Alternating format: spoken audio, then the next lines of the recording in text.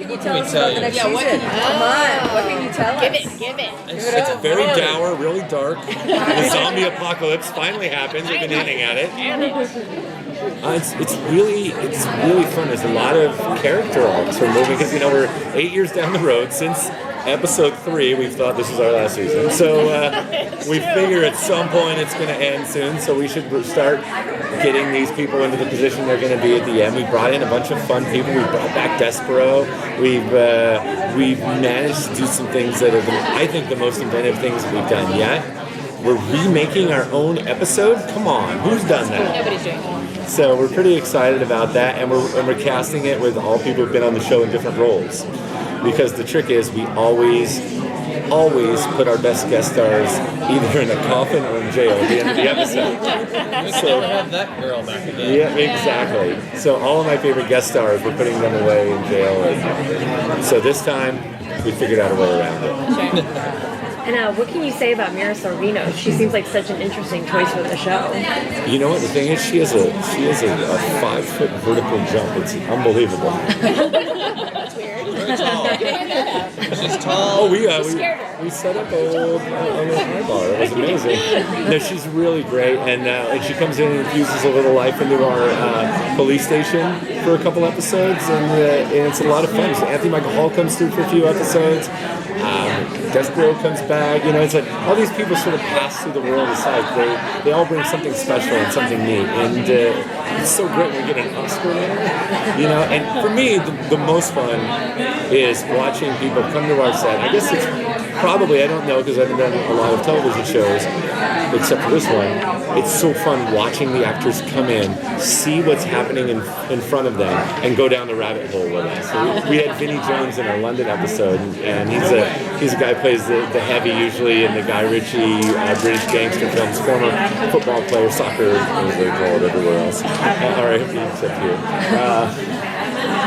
And the first day he was sort of I walked up to him and told him he was going to have the time of his life, and he said, yeah, we'll see. And the next day, darn it, if he wasn't right in the mix with everybody. So it's really fun to see everybody go down the rabbit hole with us. And last in season 7, you really explored Gus's love life. I really love that on the show. What is next for him? Is exploration? He's still exploring. Gus is going to be doing a lot of exploring. Yeah, I don't know if Gus will ever really... That makes it seem like he's really out there. He's not really out there. No, I mean, it just, he gets into a cycle and gets excited and infatuated, and then it often hasn't worked out. Drives adorable cars. He's a sweet guy. He's a sweet guy. He really does deserve a Class A. When you get together with Gus, you have to take Sean. And when you get together with Sean, you have to take Gus. Julie had accepted both of them. Gus hasn't found anybody that will accept both of them at the same time. So. But he's going to try this year. Yeah, he keeps trying. Well, what about Sean and Juliet then for the last season? Where are they gonna go? They had sort of a rocky road in season 7. They did. That had to happen, though. That's the thing. It's like she could just never know, or she couldn't just find out and say, oh, "Okay, well, I'm cool with it." So we did the least invasive surgery on that story arc. We went there, it happened, and then within 3 episodes, they'd worked their way back, and she was wavering in the next episode. So we had a couple scenes where she was really angry, and we know just how sensitive our fans and followers are. So we took them through that arc. We held their hand. We patted them on the head. We gave them water.